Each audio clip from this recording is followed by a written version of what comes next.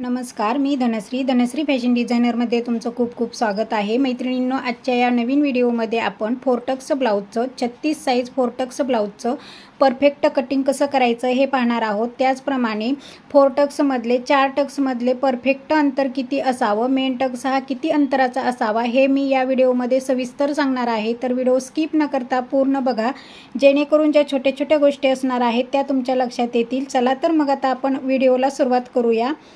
सगळ्यात अगोदर इथे आता आपल्याला बाहीचं कटिंग करायचं आहे। बाहीचं कटिंग करण्यासाठी इथे मी कपडा हा अस्तरचा कपडा हा 4 फोल्ड करून घेतलेला आहे। आता इथे पूर्ण उंची ही 6.25 इंच आहे। ही अस्तरचा ब्लाउज आहे, त्यामुळे आपल्याला पाऊण इंच एक्स्ट्रा घ्यायचा आहे। त्यामुळे ब्लाउजची पूर्ण उंची ही 7 इंच। इकडे कॅप हाईट 3 इंचावरती घेतलेली आहे। कॅप हाईट 3 इंचावरती घेऊन त्यावरती आपल्याला अशी आडवी लाईन आखून घ्यायची आहे आणि त्यावरतीच आपल्याला मुंड्याचे आकार द्यायचे आहेत। त्या अगोदर आपल्याला इथे दंडघेर टाकायचा आहे। दंडघेर आहे 6 इंच। आता इथे 6 इंच आहे, तर वरती कॅप हाईट वरती आपल्याला 7 इंच घ्यायचं आहे। 1 इंच एक्स्ट्रा घ्यायचा आहे आणि आता आपल्याला इथे व्यवस्थित मुंड्याचे आकार द्यायचे आहेत। मुंड्याचा आकार व्यवस्थित येण्यासाठी इथे 7 इंचाचा निम्मा भाग केलेला आहे आणि वरती कॅप हाईटचे आपल्याला 3 भाग करायचे आहेत। 1 इंचावरती एक मार्किंग केली, 2 इंचावरती दुसरी मार्किंग केली आणि इथे आपल्याला व्यवस्थित मुंड्याचे आकार द्यायचे आहेत। हा झाला बाहेरच्या मुंड्याचा आकार, हा झाला आतल्या मुंड्याचा आकार। आता इथे हे झालं आपलं बाहीचं परफेक्ट फिटिंग। त्यापुढे आपल्याला 2 इंच एक्स्ट्रा घ्यायचं आहे। आता इथे थोडंसं आपल्याला जॉईंट येणार आहे आणि आता आपल्याला बाहेरच्या बाजूनी व्यवस्थित कटिंग करायचं आहे। अगोदर बाहेरचा मुंडा कट करायचा आहे, त्यानंतर 2 भाग वेगळे करून त्यानंतर आतील मुंड्याचा आकार आपल्याला व्यवस्थित कट करायचा आहे। अशा पद्धतीने इथे आपले दोन्ही मुंड्याचे आकार म्हणजे बाहीचं पूर्ण कटिंग झालेलं आहे। इथे मध्यावरती आपल्याला नॉचेस मारायचा आहे, म्हणजे बाही जोडताना हा मध्य शोल्डरवरतीच आला पाहिजे। त्यानंतर आता आपल्याला ब्लाउजच्या पाठीमागच्या भागाचं कटिंग करायचं आहे। त्यासाठी आपल्याला इथे पूर्ण उंची लागत आहे। पूर्ण उंची 14 इंच आहे। शिलाई मार्जिन 1 इंच असं 15 इंचावरती मार्किंग करायचं आहे। त्या 15 इंच उंचीवरती आपल्याला अशी आडवी लाईन आखून घ्यायची आहे आणि त्यावरतीच आता आपल्याला शोल्डर टाकायचं आहे। शोल्डर इथं आहे 5.25 इंच, गळा रुंदी 2 इंच। या शोल्डरवरतीच आता आपल्याला इथे मुंडा टाकायचा आहे। तर इथे मुंडा 5.5 ते पावणे 6 इंच घ्यायचा आहे। इथे मी पावणे 6 इंच घेतलेला आहे। इथे चौकोन आखून घ्यायचा आहे आणि त्यावरतीच आता इथे आपल्याला छाती घडी टाकायची आहे। छाती घडी आहे 36 इंच। 36चा चौथा भाग हा 9 इंच, त्यामुळे 9 इंचावरती एक मार्किंग करायची आहे। पुढे 2 इंच शिलाई मार्किंग। अशा पद्धतीने इथे मार्किंग करून आपल्याला हा चौकोन बॉक्स आखून घ्यायचा आहे। त्यानंतर मागच्या मुंड्याचा आकार द्यायचा आहे। मागच्या मुंड्याचा आकार देण्यासाठी इथे 1.25 इंचावरती एक मार्किंग केलेली आहे। त्यानंतर मुंड्याचा मध्य केलेला आहे, तिथे एक मार्किंग केलेली आहे आणि हे तिन्ही पॉईंट्स असे व्यवस्थित जोडून घ्यायचे आहेत। अशा पद्धतीने जर तुम्ही मुंड्याचा आकार द्याल तर तो अगदी परफेक्ट येतो। आणि इथे इकडं शिलाई मार्जिनमध्ये थोडंसं 1/2 इंच असं क्रॉस शेप द्यायचा आहे। यामुळे काय होतं की प्लेट्स वगैरे येत नाहीत, घोळ वगैरे येत नाहीत जास्त।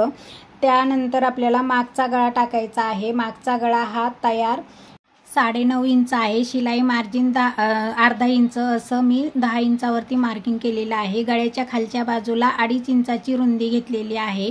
त्यानंतर असा व्यवस्थित चौकोन आखून असा गळ्याला आपल्याला गोल आकार द्यायचा आहे।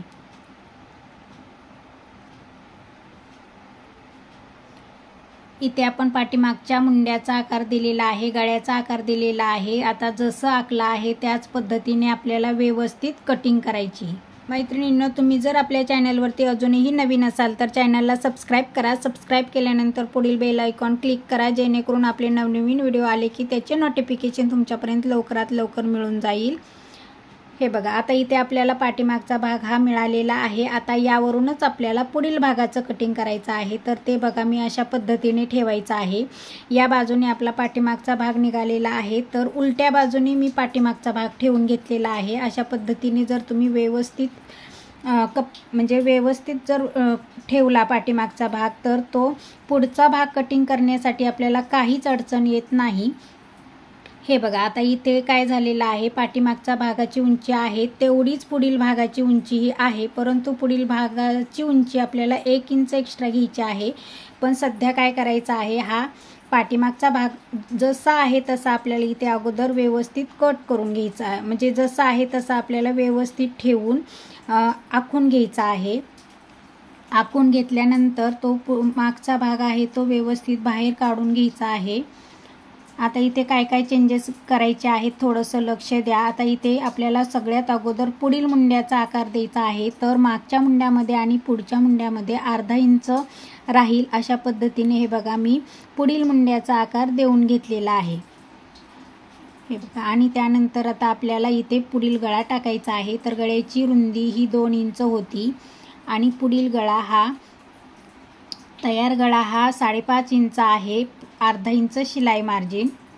अशा पद्धतीने मी 6 इंचावरती मार्किंग करून इथे पुढील गळ्याचा व्यवस्थित गोल आकार देऊन घेतलेला आहे. आता इथे पुढील मुंड्याचा आकार झाला, पुढील गळ्याचा आकार झाला. आता इथे पुढच्या भागामध्ये 1 इंच एक्स्ट्रा असायला हवं, परंतु इथे कपडा कमी पडत आहे. त्यामुळे सुरुवातीला काय करायचं आहे, आता आपण पूर्ण उंचीमध्ये पुढील भागामध्ये 1 इंच जर घेतलं तर आपण क्रॉसपट्टी कितीची काढतो, 3.5 अडीचची काढतो.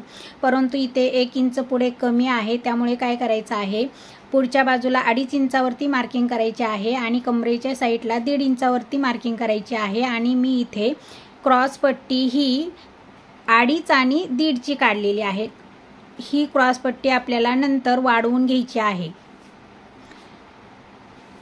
आता व्यवस्थित आपल्याला इथे कटिंग करायचं आहे. क्रॉसपट्टीच्या वरचा भाग आपल्याला कटिंग करायचा आहे. त्याच्या अगोदर इथे व्यवस्थित मुंडा कट करायचा आहे, त्यानंतर गळा कट करायचा आहे आणि क्रॉसपट्टीच्या वरचा भाग कट करायचा आहे. आता इथे आपली क्रॉसपट्टी ही 2.5-1.5ची आहे. ती आपल्याला दुसऱ्या कपड्यावरती 3.5-2.5 इंचाची करून घ्यायची आहे. म्हणजे पुढील उंचीमध्ये आपोआप 1 इंच वाढणार आहे. आपला ब्लाऊज कुठेही कमी पडणार नाहीये. परंतु तुम्ही जर हीच क्रॉसपट्टी वापरली तर प्रॉब्लेम येऊ शकतो. आता इथे अजून एक महत्त्वाची गोष्ट आहे. हे बघा, खालच्या बाजूला आपल्याला 1 इंच वाढवायचा आहे आणि मुंड्याच्या बाजूला आपल्याला अर्धा इंच वाढवायचा आहे. म्हणजे आपल्याला 4 टक्स घेतल्यानंतर पुढील भाग हा कमी पडत नाही. ही जर स्ट्रिक तुम्ही वापरली नाही, जेवढं आहे तेवढंच म्हणजे ठेवलं तर टक्स घेतल्यानंतर पुढील भाग हा खूप कमी होतो. त्यामुळे हे थोडीशी स्ट्रिक लक्षात ठेवणं गरजेचं आहे. पुढच्या बाजूला थोडंसं वाढवणं गरजेचं आहे. आता इथे आपल्याला 36 साईज ब्लाऊजला टक्स कसं घ्यायचं, मेन टक्स कसा घ्यायचा, तर मेन टक्स हा बघा रुंदीला 4 इंचावरती घेतलेला आहे आणि इथे उंचीला मी हा 2.5 इंचावरती घेत आहे. आणि आता टक्सची रुंदी ही 1-1 इंच साईडनी 1-1 इंच घेत आहे. हा मेन टक्स आहे. तर मेन टक्स हा रुंदीला 1-1 इंच आणि उंचीला मी 2.5 इंच घेतलेला आहे. आणि या 4 टक्समधलं अंतर आपल्याला किती ठेवायचं आहे, 1.25 इंच 1.25 इंच ठेवायचं आहे. त्यामुळे इथे चारी बाजूला 1.25 इंचावरती आपल्याला असं मार्किंग करायचे आहे. आणि इकडे बघा, इथे बटनपट्टीकडे हे पॉईंट जोडायचा आहे. इकडे कमरेच्या साईडला हा पॉईंट जोडायचा आहे आणि हा चौथा पॉईंट जो आहे तो आपल्याला मुंड्यामध्ये जोडायचा आहे. अशा पद्धतीने व्यवस्थित आपले हे 4 टक्सचं परफेक्ट मार्किंग झालेलं आहे. अशा पद्धतीने जर तुम्ही 4 टक्सचं मार्किंग कराल आणि त्याच पद्धतीने टक्स घ्याल तर अगदी परफेक्ट येतं. आता बघा, इथे आपल्याला दुसऱ्या कपड्यावरती क्रॉसपट्टी वाढवायची आहे. तर इकडे मी 3.5 इंच घेतलेला आहे आणि इकडे 2.5 इंच घेतलेला आहे.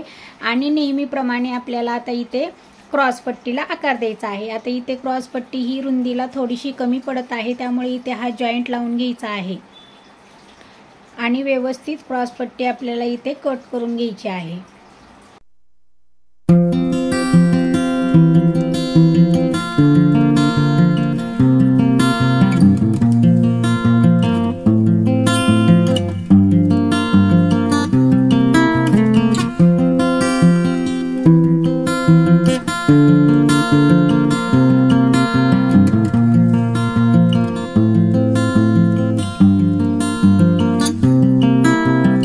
आता इथे आपल्याला पाठीमागचा गळा कट करून घ्यायचा आहे. तो सगळ्यात शेवटी कट करायचा आहे. तर इथे बघा, इथे आपला हा पाठीचा भाग तयार आहे. हा पुढचा भाग तयार आहे। त्यानंतर आपली इथे क्रॉस पट्टी आणि स्लीव्ज ही तयार आहे। तर बघा, तर मग मैत्रिणींनो, आपण इथे 36 साईज 4 टक्सचं ब्लाऊजचं परफेक्ट कटिंग केलेलं आहे। या कटिंगमध्ये जर तुम्हाला काही प्रॉब्लेम असेल तर तुम्ही कमेंट बॉक्समध्ये विचारू शकता।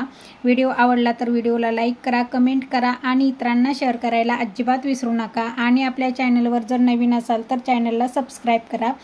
पूर्ण व्हिडिओ पाहिल्याबद्दल मनापासून खूप खूप धन्यवाद।